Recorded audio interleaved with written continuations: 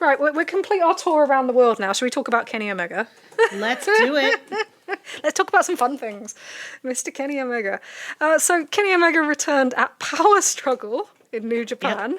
Yep. Yes, Power Struggle in New Japan. And he got a cool promo, actually, and he felt like he has such an aura in Japan that you just feel it straight away, like a different energy. And we had like the interview segments and things that they put out on their social media with Tanahashi and, you know, the things that he'd done. But he came out and did this promo, and I'm going to say thank you to Joe, Feel Good Elite, who translates a lot of the Japanese interviews and things for us for this. But he did his promo, and he says, you know, I want to fight some of the new wrestlers in Japan, and, you know, he's hoping to be cleared for January 5th, and he wants to return in that ring. And that was kind of a surprising one, because having a match back in Japan made sense, but having your first match back in New Japan, when you are an AEW wrestler, and AEW are crying out for that controversy bit. So, you know, we talk about the way WWE got hot. They had, you know, someone that got hot organically in Sami Zayn, and they pivoted. Yep. And the other big thing was they had a controversy, which is something we talk about in sports media in terms of, you know, what raises. So, for example, for like football attendance, we talk about the Euros. When England won the Euros, it raised all the attendances in the league afterwards, because it creates like additional interest that wouldn't normally be there. And that's what this could be. So theirs was Cody Rhodes, right? Cody Rhodes jumping from AEW to WWE was a controversy that helped to turn their business, along with Sami Zayn getting organically hot with the Bloodline story.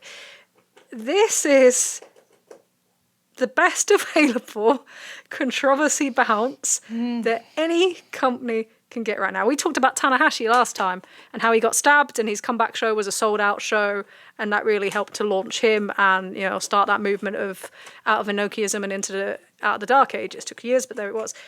This is it. And this isn't just any wrestler.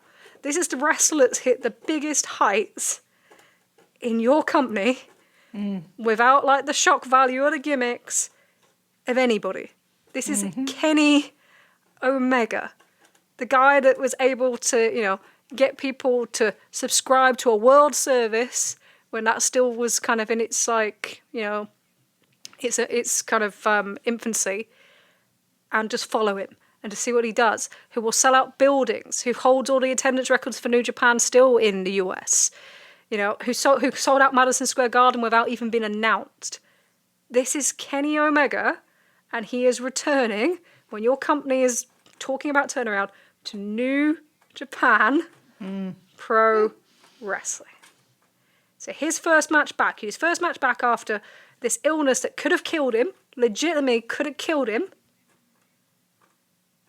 And, you know, and the thing is, I think I saw Sean Ross Sapp today said that there's people in AEW that think Kenny could have a match back there first. And I would be very, very careful with that now, because on their website, you know, the announcement that they ran, they literally have it said as Kenny Omega will step into a pro wrestling ring in anger for the first time in 396 days and a New Japan ring for the first time in 2 years exactly. Will he prevail against the violent madman, I love that, in the Tokyo Dome? So in Japan, once you advertise something as what it is in specific, if you take that away, it's like formal apology time. It's no-go. False advertising, the things that we get away with in the States and the UK, like just do it. It's not a thing there. So once you've committed to that, and it looks like they've told New Japan that, because that's part of their official kind of promotion now for this match, then that's going to happen there. But the decision to do that feels to me, from an AEW perspective, completely, utterly insane. And there's lots of people say, I don't think it matters. Of course it fucking matters. It's his first match back globally, and last time when he went and wrestled Will Ospreay in Tokyo Dome, it got more attention than anything else that happened to him that year, including his comeback, which we'll talk about in a second, Brawl Out, anything else they did on AEW television, anything else they did on AEW pay-per-view, any of it. No, that was the one that got the most attention. And it's like, why are you not presenting this man differently? If this was MJF, right? And this is the thing. So but the difference is, if I'm Kenny Omega, I get it. I can get exactly why you would want to return in Japan. Yeah. You will be promoted properly. They've ran multiple videos with you already. They've given you that live appearance. They've done the backstage angle. They involved the news bits. You've done interviews. In fact, it's probably got more energy behind it than anything in AEW at the moment. And it's like, I get that. And when you came back last time, you came back, what, in quarter 7? He's a quarter 7 boy. Quarter 7 boy. On a show where the guy challenging for the heavyweight title is cutting shoot promos on a project that you've worked on for 3 years. Yeah. And you have to go in after your match in a rare main event, quote unquote, and you have to say, you know, as long as we're here, we're going to deliver this. And we're not selfish and we're not that. And the next day, nobody is talking about you coming back. Nobody. Right. They're talking about this.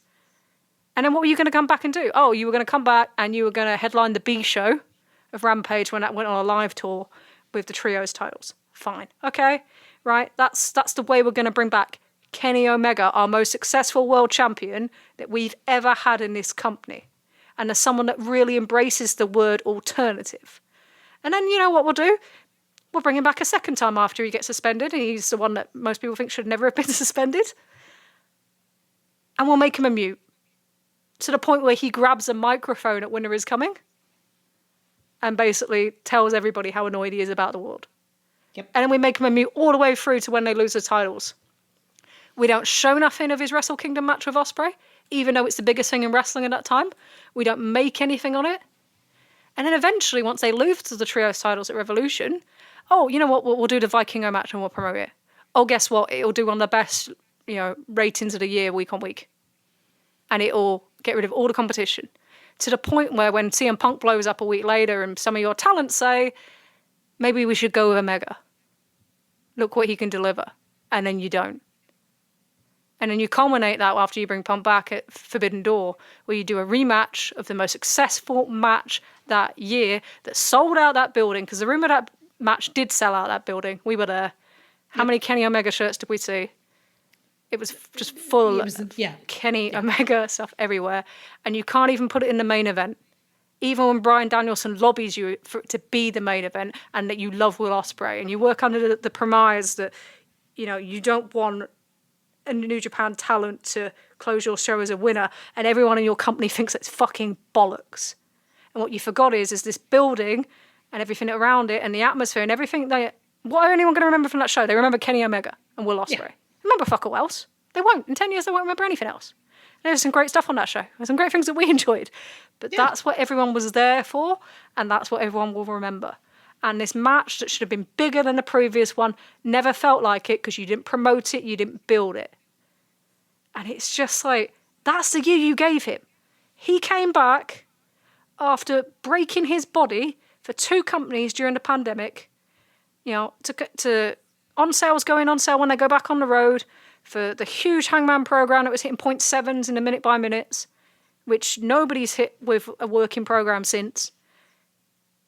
You deliver all these numbers, you deliver all these things, and then you come back and that's how you're treated. That's not MJF getting the opening, you know, quarter hour and advertised for 2 weeks before things for each promo, having his match advertised for 2 weeks with commercial free for next TV match he's back through, or the pay-per-view match, or an hour of TV to do your, I'm going to put in every spot in with Will Ospreay because I want everyone to love me.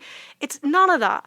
It's, I stick you on quarter 7 and now you're a fucking mute. And you're the most successful guy we've ever had in this company. Maybe not in longevity like Jon Moxley, but in terms of the heights that you can reach. That's how you treated him. That was how they treated him. So yes, I understand him wanting to go and do it for New Japan because he knows he's going to be treated like the star he is.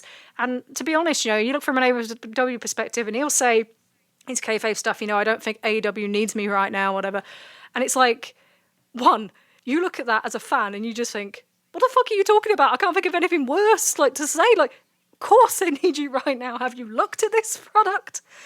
But secondly, it's like, what happens if you do come back right now? Are you going to be the most over babyface again, like you were at the start of 2023, and then they're going to throw you to one side? You're going to stick you in a tag team with Hangman to get you both out the way? You know, because they keep bringing him up with him. I don't think that's definitely not a red herring there. It's like, what are you going to do if he becomes the most over man? Are you going to pivot? Are you going to change these plans with this mock story? Are you going to really get behind him? Are you going to use this boost to then elevate others because he's going to have a natural boost that no one else is going to be able to have? Or are you going to bring back Adam Copeland and all these other WWE guys that you bring in and spotlight them heavier and then put him in the background?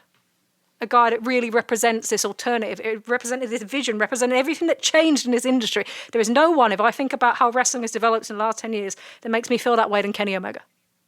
And there's no one when I watch a big match that makes me feel kind of more in the moment, or that feeling that I chased, that I've talked to you about chasing, the reason why I flew out to Toronto, than Kenny Omega. So what are you going to be? This is that thing. What are you going to be? Are you going to be that company? Are you going to be a different company where Kenny Omega feels like he can be a star? Or do you not want to bring him back because it might upset the Moxley story or whatever is going on now? Or it might take some of Max's time or upset anybody else. And he won't be as, like OC, like some of the other guys, he won't be as demanding as some of those on that. What are you doing? Whenever you do bring him back, there needs to be weeks of promotion for it. If you just bring him back as a surprise, you can just get fucked, frankly. It's Kenny Omega. This is the best shot you've got. If you're getting a shockwave, you bring him back on the debut. You make it a huge thing. Even though he's coming back in New Japan, because now we don't even have to pretend that Dynasty is an AEW show now, which is great, because I'm sick of that.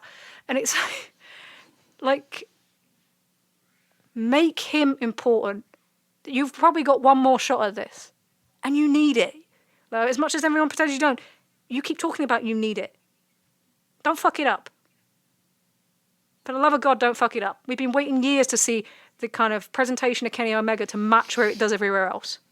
He wants it. He talks about how he wants to be presented. I don't want to see him stood in the background. I don't want to see anyone else stood behind him either. But it's like, you either get behind him, or hey, let's just get behind the latest WWE guy that we bring in. He might be great, but he's a mid-carder who cannot reach that height. And you need something. Stop with the fucking stories of trying to make everybody Team AEW, rah-rah bollocks. It's simple. You have Kenny Omega, you present him like Kenny Omega, you push Kenny Omega. That's it. You make somebody off Kenny Omega. And then you push them. You don't fucking bury them like Takeshita.